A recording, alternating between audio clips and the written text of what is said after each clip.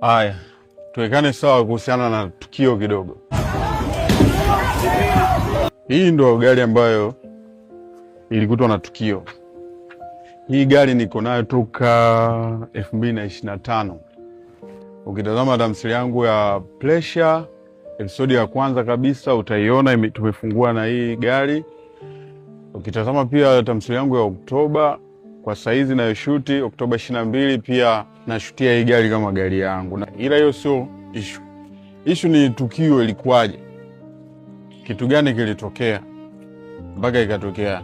Mimi sikuwepo kwenye tukio, namshukuru Mungu. Ila mtu ambaye alikuwepo kwenye tukio alikuwa akinifuata mimi njiani, ndo akakutana nayo matatizo.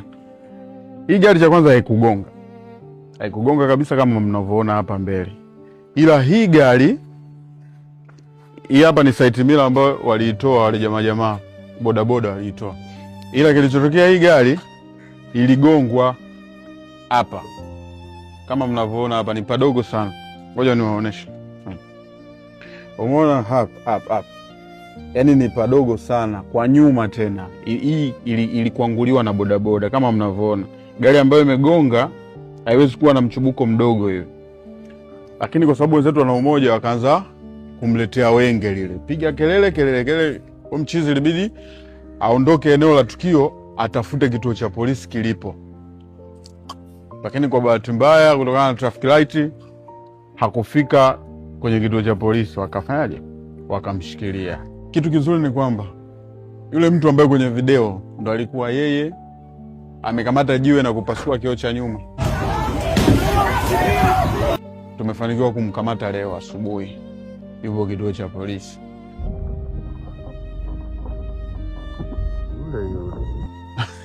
Kwanza anaomba msamaha, cha pili anasema yeye hajui tukio lilikuwa vipi, ila alichokutana nacho wakati upo njiani pale, tena alikuwa amembeba mke wake.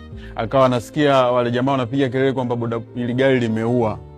Kwa hiyo ilibidi jamaa naye haingilie aue aliyemua mtu, hali ya kuwa ile gari halijaua na huyo mtu hajafa. Na hajui hata imetokea wapi, hajui. Kwa kifupi, dunia hii ni ndogo. Unaweza umeonekana kwa mgongoni, lakini watu wakakugeuza ukaonekana kwa mbele. Kwa kuwa makini, tusio tunaingilia maugomvi ambayo hayahusiani. Unamtia mtu hasara ambayo huijui, hasara kubwa. Unaingilia ugomvi ambao huijui. Watu wanapiga tu kelele za wizi, mtu hajaua. Lakini kusema ukweli, gari ndio ambayo imegongwa, tena imegongwa kwa nyuma. Hakuna mtu ambaye anagonga kwa nyuma. Yaani mtu anagongwa kwa nyuma. Bodaboda ndio amekuja amemchomekea hapa. Lakini kwa sababu kuna wengine wana umoja, wengine hatuna umoja, ndio aliyotokea.